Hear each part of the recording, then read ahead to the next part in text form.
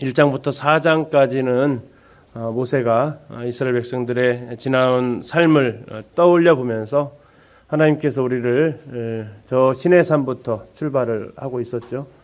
거기에서 하나님께서 우리를 위해서 이 십계명에 대한 그 말씀으로 언약을 세우신 그 내용까지 우리가 보았습니다. 그래서 4장까지 과거를 돌아보고 5장부터 새로운 하나님과의 관계 안에 들어가는 언약 관계 안에 들어가는 십계명을 주신 것을 떠올리게 되고 그 십계명과 관련된 그 말씀의 요지를 한마디로 말하면 주 너희 하나님을 사랑하라라는 쉐마 이스라엘 6장에서 이렇게 이것은 너희뿐만 아니라 너희 자손들에게도 계속해서 가르칠 것을 이야기하고 있습니다.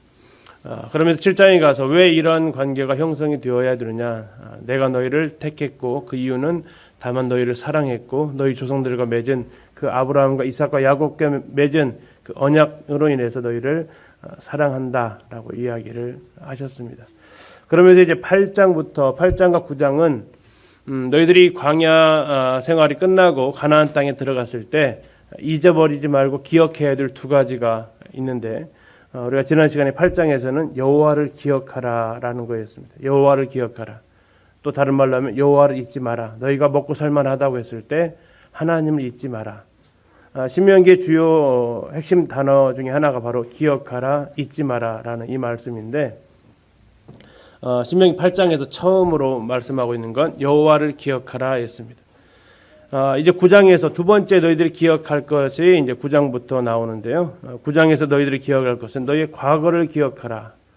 그 과거는 뭘로 다 짜여져 있냐면 너희의 죄악됨으로 다 짜여져 있었던 과거를 기억하라. 이것은 너희들 늘 자책하라는 얘기가 아니고 내가 어떠한 상태에서 하나님으로부터 건짐을 받았는지 은혜가 큰 것은 어떨 때 은혜가 큽니까?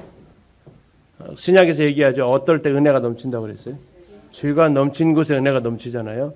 내가 얼마만큼 죄악됨인지를 알게 될 때 하나님의 은혜가 더 크게 다가오게 됩니다.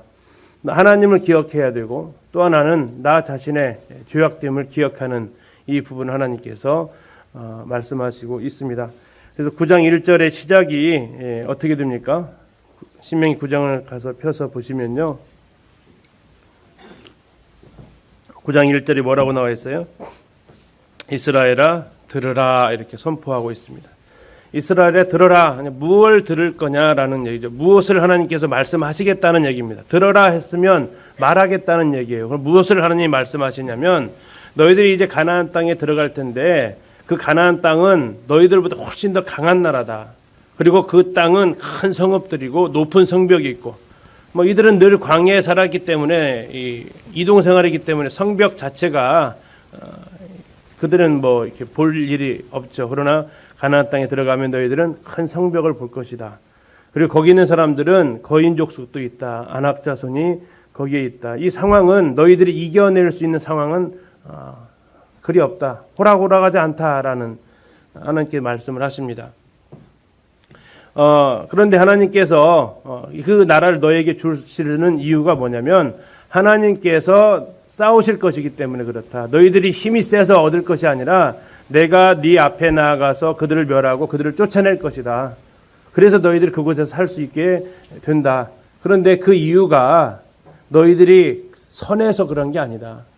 너희들이 이것을 얻을 만한 자격이 있어서 그런 것도 아니다. 그래서 5절에서 이 두 가지 이유를 얘기를 하십니다. 왜 그 땅에 있는 사람들을 쫓아내고 너희를 옮겨다 그곳에 놓으려고 하는지 5절에 보시면 네가 가서 그 땅을 차지함은 네 공의로 말미암음도 아니며 네 마음이 정직함으로 말미암음도 아니라고 말씀하십니다. 두 가지 이유가 나오는데 하나는 이 민족들이 악함으로 말미암아 내 하나님 여호와께서 그들을 내 앞에서 쫓아내심이라. 또 한 가지 여호와께서 이같이 하시는 것은 이 민족들을 쫓아내시는 이유는 내 조상 아브라함과 이삭과 야곱에게 하신 맹세를 이루려 하심이니라. 너의 의로움과 관계가 없다. 자, 출애굽 1세대도 하나님 앞에 그들의 행위로 완전히 죄악된 민족임을 드러냈다면 출애굽 2세대 역시 그들은 그러면 잘해서 가나안 땅에 들어갔느냐? 결코 아니라는 거죠. 그들이 들어간 것도 전적인 100% 하나님의 은혜로 들어갑니다. 그러면서 하나님께서 이제 거기에 쐐기 박는 말씀을 하시죠. 너희의 본질에 대해서 6절 끝에 말씀하고 있습니다. 너는 어떤 사람이라고요? 목이 곧은 백성. 목이 곧으면 어떤 벌을 받죠? 그렇죠. 꺾입니다. 이 목이 곧은 백성이라는 얘기는 하나님께서 쳐가지고 벌을 줘야 될 백성이지, 목이 곧아가지고 너희들한테 이런 혜택을 받을 민족이 아니다라는 얘기입니다. 목이 곧았다는 얘기는 하나님의 심판의 대상이지, 목이 뻣뻣하고 불순종하는 이들은 심판의 대상이지 하나님께서 베푸신 복을 받을 대상이 아니죠. 그럼에도 불구하고 이들이 복을 받는 것은 하나님의 은혜입니다. 그러면서 하나님께서 이제 이야기를 하십니다. 7절에 보시면 이렇게 하세요. 너는 광야에서 내 하나님 여호와를 경노하게 하던 일을 잊지 말고 기억하라.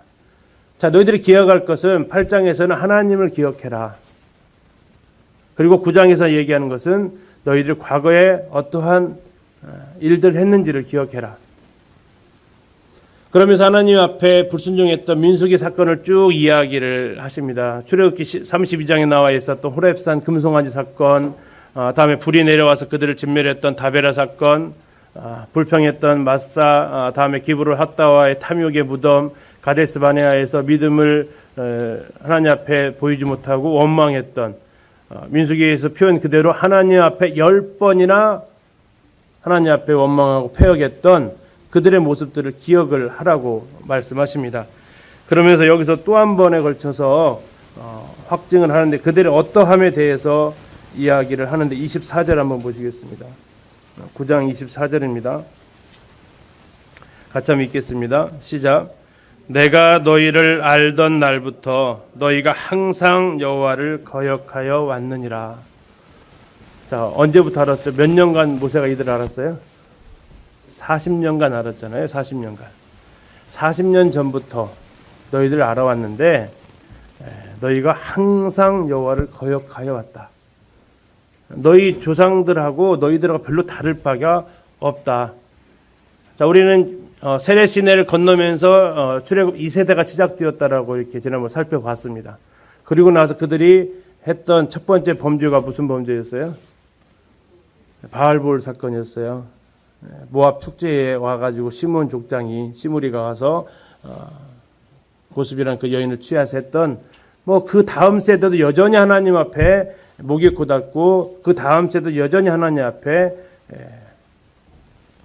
심판의 이런 대상이 되어왔죠. 여호와를 거역하면서 그들이 살아왔는데, 그러함에도 불구하고 그들이 올 수 있었던 것은 바로 모세의 중보 기도가 있었고 하나님께서 그것을 용서하셨기 때문입니다.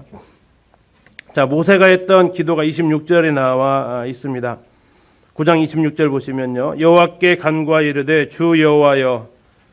자, 이건 누가 한 기도라고요? 모세가 한 기도라는 얘기입니다. 주 여호와여, 주께서 큰 위엄으로 속량하시고 강한 손으로 애굽에서 인도해내신 주의 백성 곧 주의 기업을 멸하지 마옵소서.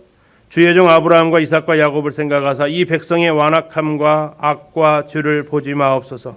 주께서 우리를 인도해내신 그 땅 백성이 말하기를 여호와께서 그들에게 허락하신 땅으로 그들을 인도해 드릴 만한 능력도 없고 그들을 미워하기도 하사 광야에서 죽이려고 인도해내셨다 할까 두려워하나이다.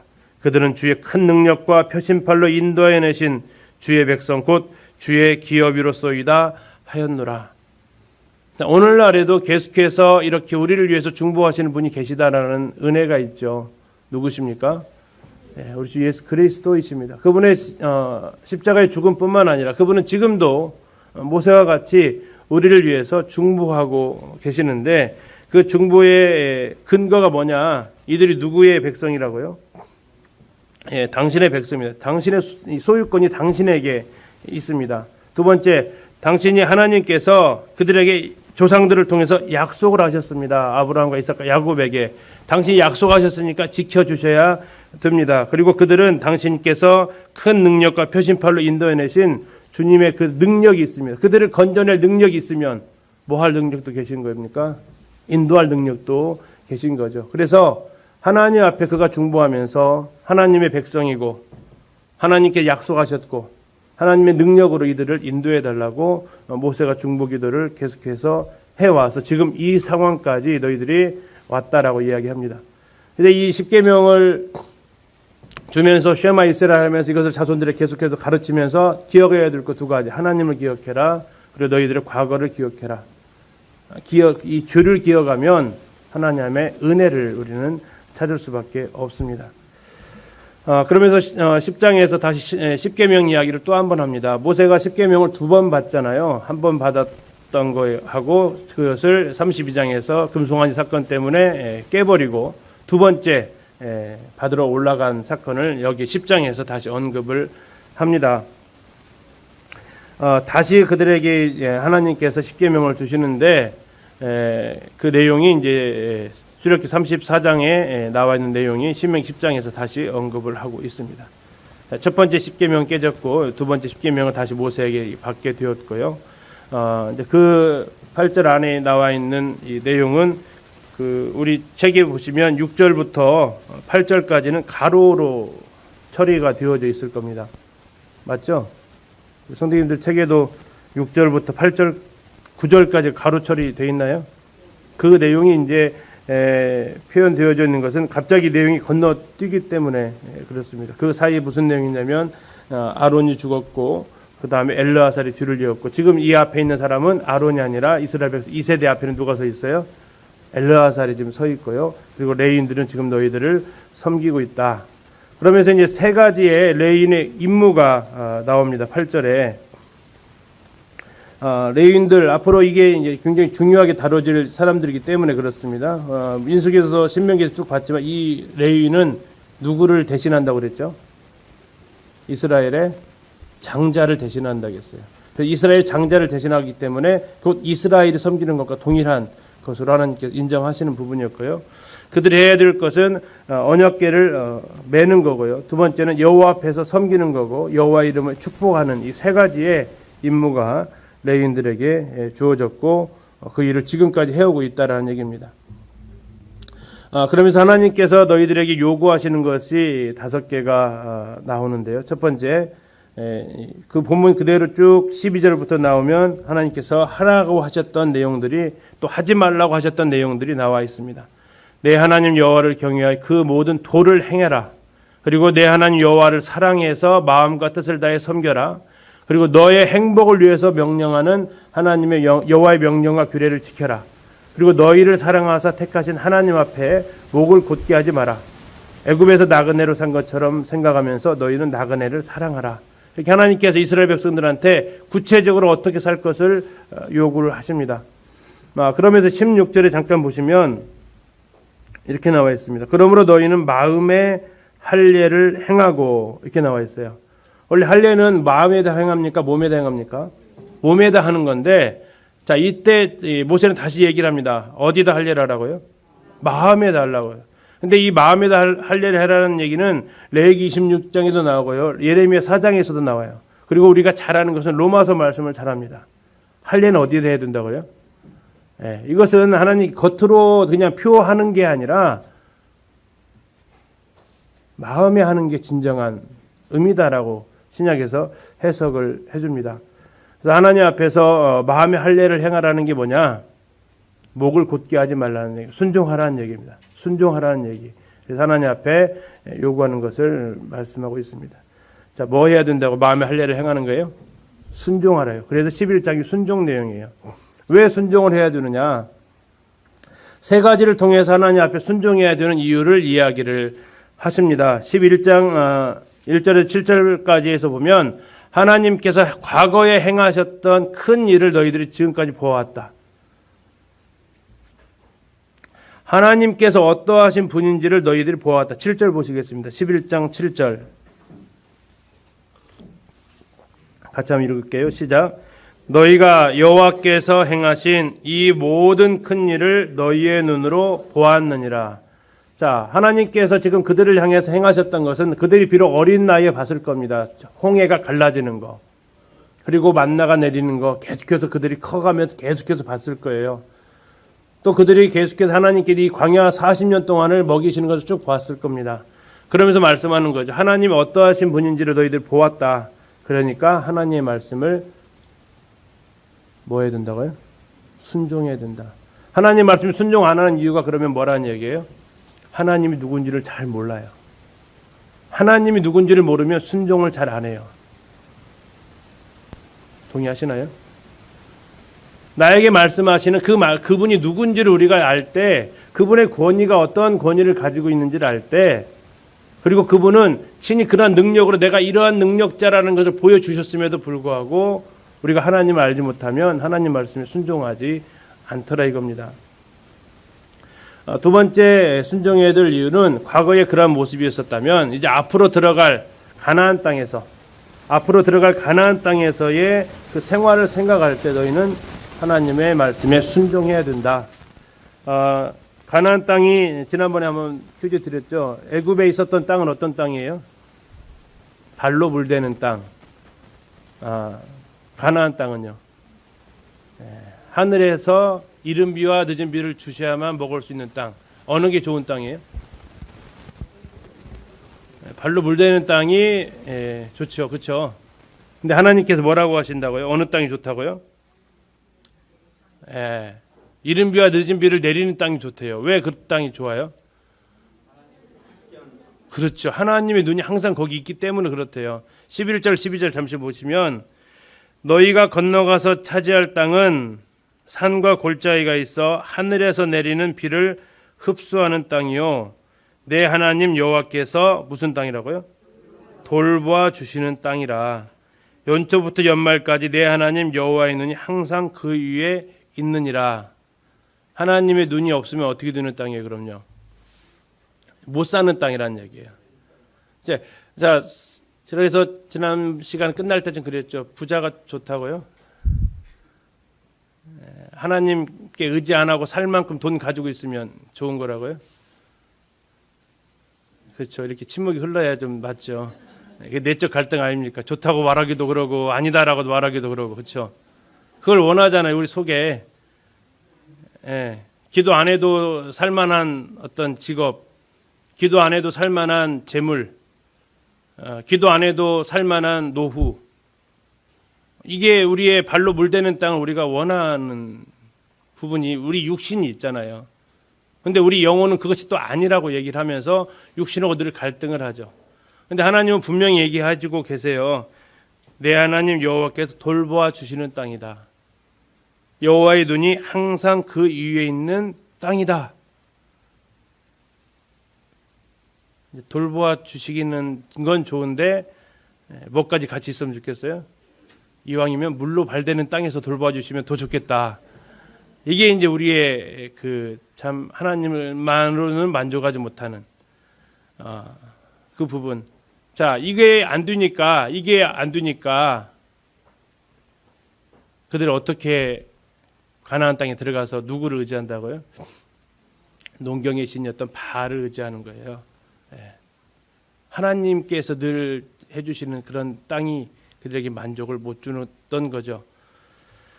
자, 세 번째, 순종과 불순종에 이렇게 하나님 말씀에 대해 순종을 해야 되는데 그 불순종의 대가를 안다면, 그리고 순종의 복을 안다면 너희들이 여기에 대해서 하나님 앞에 순종할 것이다 라고 얘기를 하십니다. 자, 순종의 복에 대해서 13절과 14절, 15절 세 군데 나와 있어요. 13, 14, 15. 순종하면 이렇게 될 것이다. 너희에게 명하는 내 명령을 너희가 만일 청종하고 지키면 14, 15절에 복이 나와 있어요. 길어요, 짧아요? 아직 모르겠죠. 그 다음에 불순종했을 때 심판에 대해서 얘기하고 있어요. 몇 절부터 얘기하냐면 16절부터 어디까지요? 25절까지요. 자, 길어요, 짧아요? 복은 짧고 심판은 길고, 그죠? 이런 불공평한가요? 왜 그러실까요? 제발 좀 하지 말라고 경고를 하시는, 제발 좀 하지 말라고. 어느 것을 강조한다는 얘기는 그만큼 하나님께서 하시고 싶은 얘기가 있다는 얘기예요.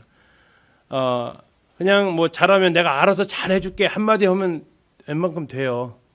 그건 이제 그분한테 맡기면 되는 거니까. 근데 안 되면 자꾸 이제 하나님께 더 자세하게 설명을 하시면서 그렇게 하지 말라고.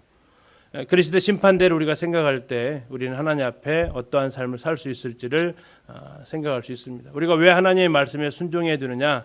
가장 큰 이유가 뭐냐면요. 11장 1절이에요. 11장 1절에 그런즉 내 하나님 여호와를 사랑하여 그가 주신 책무와 법도와 규례와 명령을 항상 지키라. 무엇 때문에 지킨다고요? 여호와를 사랑해서 지키는 겁니다. 지난 주일에 말씀드렸지만 해야 되니까 하는 거하고 하라고 하니까 하는 거하고 하고 싶어서 하는 거하고 어느 쪽이에요? 하고 싶어서 하는 거. 왜? 그것이 어디서 온다고요? 하나님 사랑해서 온다고요. 하나님이 나를 사랑하신 걸 생각하면 나도 하나님을 사랑하면서 그 사랑의 응답으로 메아리가 어떻게 와요? 내가 말한 대로 오잖아요. 하나님 우리를 향해서 사랑한다라고 메아리가 왔어요. 그러면 우리는 뭐라고 대답한다고요?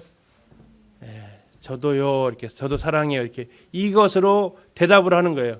근데 하나님은 크신 능력과 편팔로 우리를 구원하신 것을 통해서 내가 너 사랑해라고 얘기하셨다면 우리는 무엇으로 하나님 사랑합니다라고 고백한다고요? 이 순종함으로 하나님 말씀에 순종함으로 이게 순종이 내 사랑의 고백이에요. 순종이 우리들이 하나님을 향한 사랑합니다라고 말하는 고백이 순종이에요. 이 사랑의 언어가 좀 달라요. 성경에서 말하고 있는 대로 부모들이 자녀를 향한 사랑의 언어는 뭐예요? 부모들이 자녀를 향한 사랑의 언어. 무엇을 통해서 자녀들을 사랑하고 있다고 부모들은 보여주고 있어요? 필요를 공급해 주는 거죠. 또 이제 에베소서 하나를 더 추가한다면 그들을 노엽게 하지 않는 것도 추가가 돼요. 그럼 자녀들은 무엇을 통해서 내가 부모님 사랑합니다라고 사랑의 언어가 뭐예요? 그게 순종이에요. 부모를 공경하는 거예요. 사랑이라는 단어가 있지만 서로에게 표현되어지는 게 다르다고요. 하나님을 향해서 우리가 하나님 사랑합니다라고 말할 수 있다는 얘기는 하나님 말씀에 우리가 순종하겠습니다라고 하는 거죠. 그리고 이제 하나님께서 뭐라고 하시냐면 이거 도장 찍자고 하시는 겁니다. 어디에서요? 세겜 땅에 들어가면 하라는 거예요. 세겜 땅에 들어가면 어디로 찾아가야 돼요? 두 산이 있는 곳을 찾아가야죠. 어디 무슨 산입니까? 그리심산과 에발산이죠. 그리심산에서 6지파가 서고 에발산에 6지파가 섭니다. 그리심산에서는 무엇을 선포했다고요? 축복. 아까 석절짜리 3절짜리. 에발산에서는요. 저주가 선포가 되었어요. 양쪽에 있다고요. 오늘날 생사의 갈림길을 하나님께서 내 앞에 주셨다고 하는데 우리에게도 두 가지가 있어요. 순종이냐 불순종이냐. 근데 지난번에 창세기 하면서 에발산에 뭐가 쌓여져 있었어요? 제단이 쌓여 있었어요. 에발산 제단이. 그리고 거기에 무슨 제사가 드려집니까? 그곳에 제사가 두 가지 제사가 드려졌다 그랬죠? 무슨 제사가 드려져요? 에발산에 드려졌던 제사.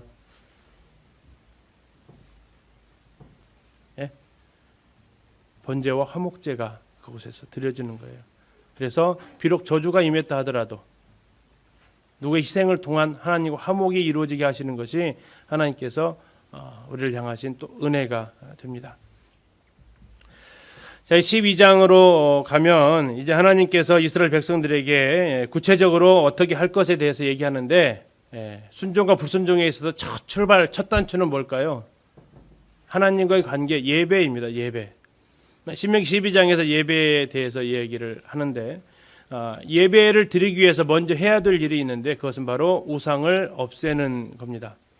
우상을 없애는 거. 두 번째 해야 될 일은 지금까지는 하나님께서 특별히 한 장소를 지정하지 않으셨어요. 계속 이동하면서 다녔잖아요. 가나안 땅에 들어가면 어떻게 하시겠다고 하십니까? 내가 특별히 한 장소를 선택을 하겠다라고 얘기를 하세요. 12장 5절을 보시면 오직 너희 하나님 여호와께서 자기의 이름을 두시려고 너희 모든 지파 중에서 어떠한 곳이라고 나와 있어요? 택하신 곳이 있대요. 택하신 곳. 그러면 택하신 곳이 있으면 너희는 어떻게 해야 된다고 나와 있어요? 그 계실 곳으로 찾아 나아가라. 너희 있는 곳에서 예배 드리는 게 아니라 어떻게 하라고요? 하나님이 택하신 곳으로 찾아가라라고 했어요. 자, 나중에 열왕기에서 계속해서 나오는 그 왕들의 잘못 중에 하나가 뭐냐면 산당을 제하지 않은 죄들이 나와요. 산당을 제하지 않은 가장 큰 문제가 뭐예요? 여기에서 걸려요. 여기서. 그들은 하나님의 이름을 두시려고 했던 장소가 하나님께서 어디이십니까? 예루살렘 성전에 있었어요. 그럼에도 불구하고 그들은 어디서 하나님 앞에 제사를 드립니까? 산당에 가서 하는 거예요. 하나님께 어떻게 하라고 했어요? 방금 읽으셨잖아요. 그 계실 곳으로 어떻게 하라고요? 찾아 나아가는 거예요. 근데 그들은 어떻게 했어요? 내 편한 대로 제사 드리는 거예요. 내가 하기 쉬운 방법으로.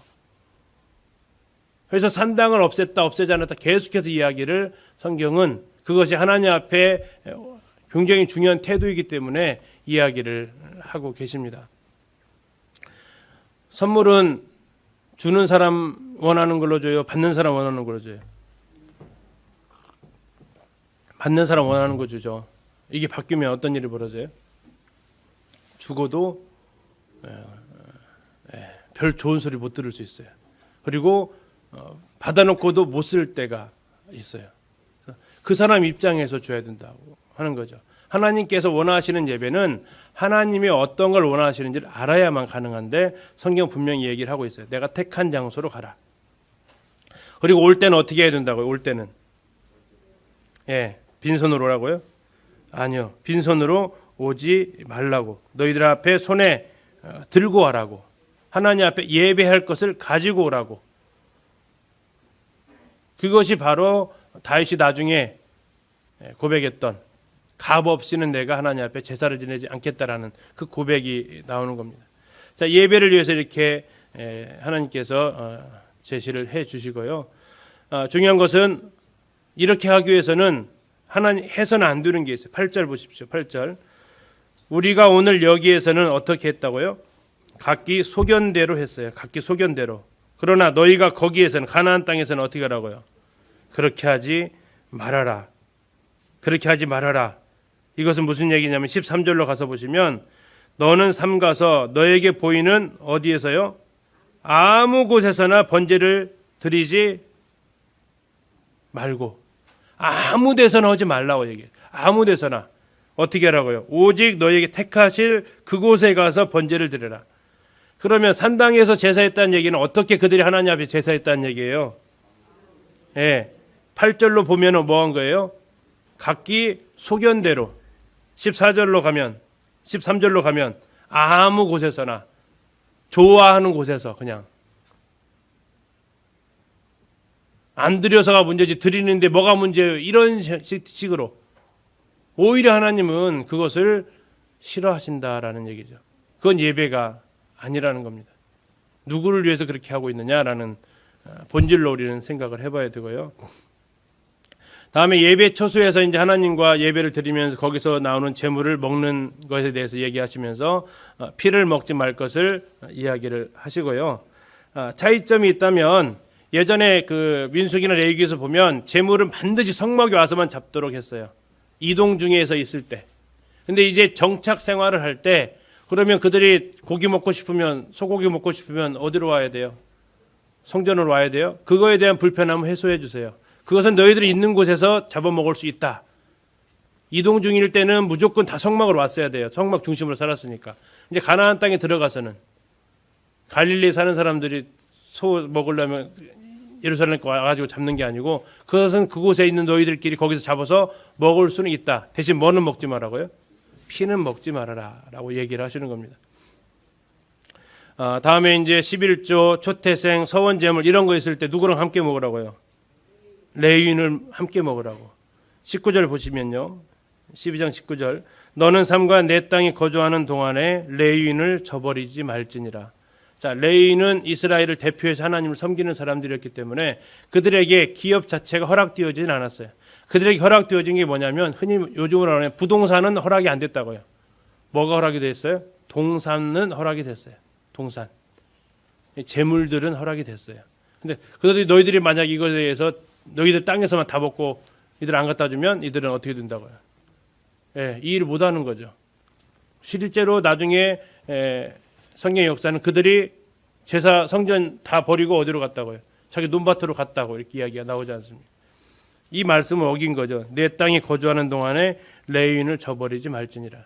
11조가 바로 이 이유 때문에 생겼다고 지난번에 말씀을 드렸습니다. 그리고 이제 이 예배를 가로막는 가장 큰 것이 뭐냐? 바로 우상 숭배입니다. 그래서 우상 숭배에 대해서 29절부터 13장까지 쭉 얘기를 하고 있어요. 자, 금하신 것이 있습니다. 30절 보시면 너는 스스로 삼가 내 앞에서 멸망한 그들의 자취를 밟아 올무에 걸리지 말라. 또 그들의 신을 뭐 하지 말으라고요? 탐구하지 말아라. 신을 탐구하지 말아라. 아, 그 무슨 신이야? 그 신은 그런 능력이 있어? 이런 식으로 해가지고 신을 탐구하지 말아라. 다음에 하나님께서 하신 모든 말씀에 플러스 마이너스 하지 말아라. 32절에 나와 있죠. 여기서 하나님께서 이제 우상 숭배에 대해서 13장에서 더 얘기를 하십니다. 만약에 너희를 찾아와서 우상 숭배를 권하는 사람들이 있을 것이다. 그럴 때 너희들이 어떻게 해야 되느냐에 대한 대처 방법이에요. 자, 첫 번째 그들을 향해서 유혹하는 사람들은 굉장히 그들에게 있어서 사람들의 말로서 혹하게 하는 사람들, 거짓 선지자가 오거나 꿈꾸는 자가 와가지고 이 얘기를 했어요. 근데 그대로 그것이 실현이 됐어요.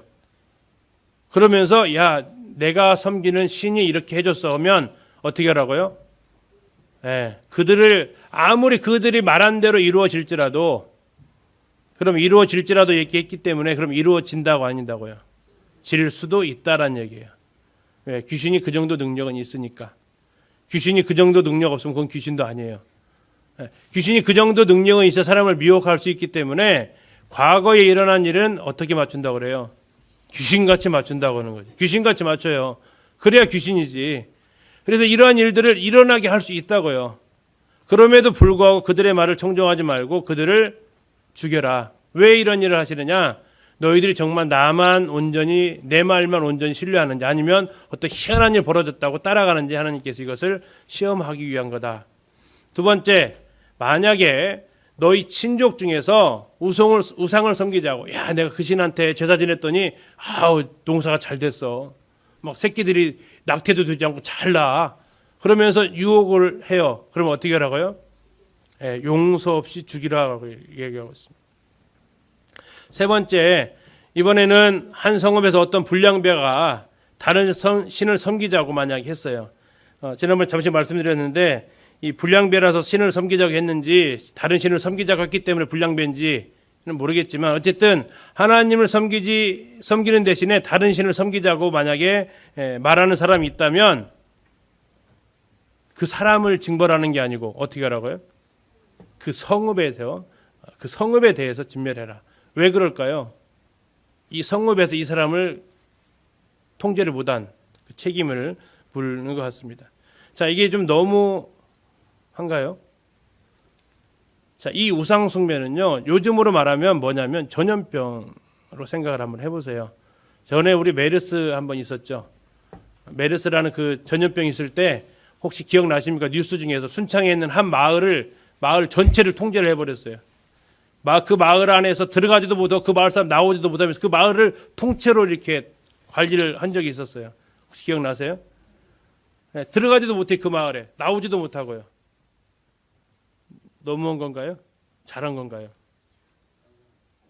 우린 그 행동에 대해서 댓글을 달면 잘했다고 할 것 같아요. 이 너무한 사람들 이럴 것 같아요. 거기에 한 명 걸렸다고 다 그렇게 막냐 그럴 것 같아요. 그건 잘한 거라고 얘기한다는 얘기예요. 왜? 이것은 계속해서 올라온다는 얘기예요. 우상숭배도 마찬가지예요. 이것은 계속해서 이스라엘을 파고들고 실제로 파고 들어왔어요. 이것을 허용했을 때. 자, 이제 첫 번째가 바로 이제 그 우상숭배와 관련되었다면 두 번째는 이제 먹는 겁니다. 이 먹는 것은 단순히 먹는 것 문제만은 아니에요. 먹는 것은 지난번에 레위기 할 때 잠시 말씀드렸어요. 먹는 것은 곧 뭐와 연관이 되어져요? 우리 식사 누구랑 같이 하세요? 가족이랑 말고 낯선 사람이랑 하세요? 사업상으로 만나는 사람이나 낯설 때 주로 누구랑 먹어요? 내 교제권하고 식사를 하게 돼 있어요. 나랑 주로 말 섞고 나랑 주로 관계 있는 사람하고 식사를 하게 돼 있다고요. 그렇게 되면 어떻게 돼요? 그 사람하고 닮아가는 것이 많아질 수밖에 없어요. 자, 이 음식의 문화는 단순히 먹고 마시는 게 아니라 그 사람들이 누구를 만나고 있는지가 정해지게 돼 있어요. 이 음식의 문화가 얼마나 중요했냐면 신약에 와서 제가 말씀드렸죠. 이스라엘 당시에 하나님을 경외하는 사람들이 두 가지 때문에 유대교를 개종 못했다고 그랬어요. 하나가 뭐였어요? 할례 받는 것 때문에. 로마 시대에는 목욕 문화인데 남자들 할례 받으면 목욕탕 가서 바로 들통나니까 이것이 못했고, 또 한 가지 뭐라고요? 음식 문화 때문에 그랬어요. 음식 문화 때문에. 같이 우리 집 가서 뭐 좀 먹자 그러면요, 이스라엘 사람 어떻게 해야 돼요? 따라가야 돼요? 못 따라간다고요. 그러면 거기서부터 뭐가 등장하냐면 이스라엘의 정체성이 나오는 거예요. 나 그거 못 먹어. 야, 우리 사이에 이런 것도 못 먹어? 아니, 근데 나 그거 못 먹어. 이스라엘 백성의 정체성이 음식을 통해서 나와요. 사람들과 그 땅에 있는 사람들과의 관계를 맺어가 살면서.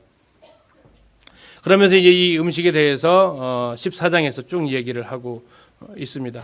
애도법은 잠깐 나오고, 이제 허용되는 음식과 허용되지 않는 음식 대해서 쭉 얘기를 하는데, 짐승들 네 발 다니는 것들이죠. 굽이 갈라져야 돼요? 아니면 굽이 통굽해야 돼요? 다음에 새김질은요? 그래서 보통 뭐라고 얘기하죠? 족발은 분리된 삶을 얘기한다. 또 새김질하는 것은 말씀을 묵상하는 걸 얘기한다라고 이야기를 합니다. 네, 이다가 아니고 이렇게 생각할 수 있다라고 말씀드립니다. 이다라고 하면은 근거되기는 어려워요. 이렇게 우리가 분별을 적용을 해볼 수 있다는 얘기입니다. 두 번째, 먹을 만한 물고기는 지느러미와 바늘이 반드시 있어야 되고요. 이 지느러미를 가지고 있다는 얘기는 물을 거슬러 올라갈 수 있다는 거고, 이 비늘은 보호를 시킨다는 의미를 가지고 있죠. 자, 이래서 장어는 먹어요, 못 먹어요? 못 먹는 음식이 된 거죠. 그래서 이스라엘 가면 저수지에 메기가 그렇게 많아요. 왜 많아요? 안 먹으니까. 자, 지느러미 있어요, 없어요, 메기가? 있어요, 지느러미 있어요. 메기 지느러미 있어요. 대신 뭐가 없어요? 비늘이 없어요. 그래서 못 먹어요. 한국 사람들이 침 흘리는데, 지금도 지킬까요, 안 지킬까요? 지금도 여전히 지키고 있어요. 그래서 갈릴리 그쪽에 가면 있대요. 다음에 조류도 마찬가지입니다. 날기도 하고 기어다니기도 하는 것은 못 먹는다. 자, 지금 이제 보여드린 사냥은 먹을까요, 못 먹을까요? 사냥 먹을 수 있어요? 사냥 본 적도 있습니다. 아무튼 이 한 말씀, 이 한 구절이에요. 염소 새끼를 그 어미의 젖에 삼지 말라라는 이 한 구절을 그들은 저렇게까지 아주 굳건하게 지키고 있습니다. 그 다음에 이제 11조의 규례가 두 가지 나오는데, 매년 토지 소산의 11조를 드려라라고 얘기하고 있습니다. 그래서 원래 11조는 그 작물을 가지고 와야 돼요. 곡물을 가져오는 거예요. 포도를 따면 포도 가져와야 되고, 벼 농사했으면, 벼 농사하는, 밀과 보리 했으면 그걸 짊어지고 와야 돼요. 그런데 갈릴리에서 오려면 어떨 것 같아요? 너무 힘들죠. 그럴 때는 어떻게 하라고 하셨냐면, 돈으로 가져와서, 바꿔와서 그 액수만큼, 11조 액수만큼 돈으로 바꿔와서 여기 와서 사가지고 하나님 앞에 드려라 라고 이렇게 이야기를 하고 있습니다. 그러면서 또 얘기하시는 것이 레위인을 저버리지 말아라 라고 부탁을 하십니다. 14장 27절을 보시면요, 11조가 왜 했느냐라고 알 수 있는 건데요. 14장 27절, 내 성읍에 거주하는 레위인은 너희 중에 분깃이나 기업이 없는 자이니 또한 저버리지 말지니라. 자, 이 11조는 그래서 레위인들을 위해서 하나님께서 제정하신 규례가 되고요. 자, 이것으로 이스라엘은 끝내지 않습니다. 이스라엘이 또 하나의 규례가 있는데 3년마다 소산의 10분의 1을 드려요. 자, 이거 분수로 잘 계산 한번 해보십시오. 3년마다 그의 소산의 10분의 1이에요. 그럼 매년으로 따지면 몇 분의 몇일까요? 3년마다 10분의 1이니까 30분의 1이에요. 30분의 1. 그러면 한 달 우리 계산해서 한 달 중에 며칠이에요? 30분의 1이요. 한 달 중에 하루. 한 달 중에 하루 일당은 누구를 위해서 쓰라고 했냐면 레위인과 나그네와 고아들을 위해서 쓰라고 했어요. 이것은 나그네와 고아들, 그들을 향해서 하나님께서 배려하기 위한 목적이었다는 얘기예요.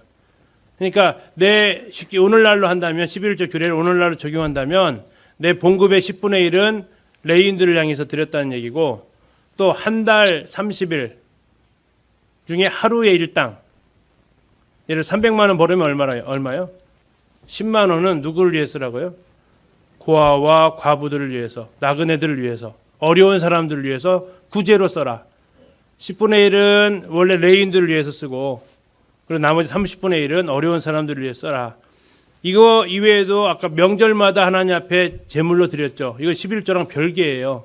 명절에 드려지는 예물. 그래서 어느 분이 이것을 다 계산해봤더니 이스라엘 사람들은 과연 어느 정도 헌금을 하고 살았나? 얼마 했을까요? 계산해 보니까 100분의 23 정도 했대요. 100분의 23. 그럼 10분의 2.3조. 10분의 2가 넘어가요. 이게 11조만 하고 사는 게 아니고 10분의 2 이상을 하나님 앞에 드리고 살았어요. 그럼 왜 이렇게 살았을까요? 뭐 하려고? 하나님 이거 없으면 못 사시는 분 아니잖아요. 뭐 하려고요? 뭐 하려고요? 네, 가난한 자 없게 하려고 그랬어요. 가난한 자 없게 하려고. 하나님의 계획이었어요. 이렇게 하면 나중에 나와요. 이렇게 하면 너희 땅에 누가 없어질 것이다? 가난한 자 없다라고 얘기하세요. 15장에 가면 또 한 가지, 하나님은 계속해서 이 가난한 자들에 대한 관심이 굉장히 많으신데요. 7년 끝에 안식년이라고 하는 그 7년이 안식년인데, 그때는 또 다른 말로 면제년이에요. 자, 이때는 지금까지 빚졌던 것들에 대해서 탕감해주는 정책을 씁니다. 여기에 대해서 형제들한테 이때에는 정말 갚으라고 막 요구하거나 독촉하거나 할 수 없게, 좀 이제 이 면제년만은 이 해만큼은 여기에서 좀 자유를 주고, 이게 희년에 돌아가면 어떻게 해야 돼? 이제 완전히 여기에 대해서 자유를 선포가 되어지죠. 자, 이렇게 너희들이 한다면, 아까 했던 10분의 1을 레위인들에게 주고, 그다음에 30분의 1은 어려운 사람들을 위해서 주고, 면제년의 규례를 너희들이 지키면 하나님께서 하셨던 약속은 뭐라고요? 이 너희 땅에서 뭐가 없을 거라고요? 4절 5절로 되어 있을 텐데요. 15장 보세요. 15장 4절 5절. 네가 만일 내 하나님 여호와의 말씀만 듣고 내가 오늘 내게 내리는 그 명령을 다 지켜 행하면 내 하나님 여호와께서 너에게 기업으로 주신 땅에서 내가 반드시 복을 받으리니, 같이 읽을까요? 시작. 너희 중에 가난한 자가 없으리라. 너희 중에 가난한 자가 없으리라. 지금 하셨던 하나님의 이 모든 것은 나이가 좀 부족하거든, 내가 이 지구를 운영하려니까 이게 너희들이 좀 돈이 좀 부족하다, 이것이 전혀 아니란 얘기예요. 뭐 하려고 하셨다고요? 가난한 자들, 또 이스라엘 대신해서 하나님을 섬기는 하나님의 종들, 일꾼들, 그들의 필요를 채워주고 가난한 자를 없게 하기 위한 것이 하나님께서 이렇게 얘기하시는 목적이지, 하나님이 없어가지고 손 벌리시는 분이 아니란 얘기예요. 그런데 이 모순되는 구절이 있어요. 아까 지금 방금 5절 끝에가 뭐라고 그랬어요? 가난한 자가 있어요, 없어요? 없어요. 11절 보세요. 11절. 근데 11절 땅에는, 같이 읽겠습니다. 시작. 땅에는 언제든지, 이거 멀리 가 있지도 않죠. 바로 옆에 구절에 아까 5절에서는 너희 중에 가난한 자가 없으리라 그랬어요. 근데 11절에서 뭐라고 했어요? 언제든지 가난한 자가 그치지 아니할 거래요. 이건 무슨 모순일까요? 아시는 거죠. 안타까운 거죠. 이렇게 하면 가난한 자가 없을 거예요. 그런데 하나님께서 보시니까 안 할 거란 얘기죠. 너희들이 이렇게 안 할 거니까, 그래서 이 땅에는 누가 계속 그치지 않는다고요? 가난한 자가 그치지 않을 거야. 그러면 어떻게 하라고요? 그들을 향해서 내가 너에게 명령하여 이르노니, 11절, 너는 어떻게 해요? 그 다음에 반드시, 선택이라고요? 아니요, 필수라고요. 반드시 내 땅 안에 있는 내 형제 중 곤란한 자와 궁핍한 자에게 내 손을 펼지니라. 그러면 그들이 가난한 이유는 뭐냐면 내 손을 지금 뭐 하고 있다는 얘기예요? 움켜쥐고 있다는 얘기예요. 움켜쥐고 있다는 얘기예요. 그렇기 때문에 가난한 하나님께서 제정하신 이 규례대로 하면 11조 제대로 드리고 30분의 1 구제하고 7년마다 그들에게 면제년의 규례를 지키고 하면 가난한 자가 없을 텐데 그럼에도 불구하고 앞으로 있을 거다. 그렇다면 이 이야기를 듣는 너는 반드시 그들을 향해서 내 손을 펴라. 내 손을 펴는데 어떻게 펴야 되느냐? 어떻게 펴야 돼요? 8절에 8절 같이 읽겠습니다. 시작. 반드시 내 손을 그에게 펴서 그에게 필요한 대로 쓸 것을 감사하죠. 구워주라고 있어요. 그렇죠? 네, 구워주라고 하지 감사하죠. 아이고 돌려받을 수는 있겠다. 그렇죠? 예. 네. 안 주잖아요. 예. 네. 자, 하나님께서 말씀하십니다. 가난한 자에게 꾸이는 것은 누구한테 꾸이는 거라고요? 하나님께 꾸이는 거라고. 그래서 가난한 사람한테 줄 때는 무슨 각오하고 주셔야 돼요? 아니요. 하나님께 받을 각오하고 주시라. 아니, 안 받을 각오가 아니고 그걸 그렇게 하시면 안 되고 정확히 하셔야 돼요. 성경을 정확하게. 저 언제 안 받을 각오하고 주시라겠어요? 누구 어떻게 할 각오하고 주시라고요? 하나님께 받을 각오하고 주시라는 얘기예요. 안 받을 각오 아닙니다. 훨씬 더 많이 받아요. 그 가난한 사람이 한 주먹 주는 거고 하나님 한 주먹 주는 거하고 하나님께 받을 각오하고 주시면 되지 안 받을 각오 아닙니다. 그러면 진짜 안 주시거든요. 하나님한테 받을 각오를 하고 주시면 되겠습니다. 그리고 이제 아까 면전이 가깝다고 해서 뭐 아끼는 마음 품지 말라고 얘기하시고 또 하나 하나님의 마음에 늘 걸리는 사람이 바로 노예예요. 가난한 사람보다 좀 더 어려운 사람이죠. 이제 가난하다 보면 무엇부터 팔기 시작합니까? 논 팔죠. 그 다음에 집 팔죠. 그러다가 해도 안 되면 자식 팔고요. 그 다음에 자기 팔아요. 그렇게 노예가 돼요. 자, 이것은 하나님의 계산법에는 없어야 될 상황이에요. 아니, 가난한 자가 없는데 왜 노예가 왜 있어야 되겠어요? 그런데도 생길 거란 얘기죠. 실제로 역사 가운데 이런 일들이 있었고요. 그래서 하나님 얘기하십니다. 히브리 동족 중에서 만약 그렇다면 7년째는 어떻게 하라고요? 자유롭게 해방시켜줘라. 동족끼리는 적어도 그렇게 해라. 면제년에는 정말 이제는 거기서 희년까지 기다리지 말고 그냥 자유롭게 해줘라. 땅이나 집 같은 건 희년에 해제해 주더라도 그 몸은 풀어줘라. 왜? 뭘 기억하면서? 네가 종되었었잖냐.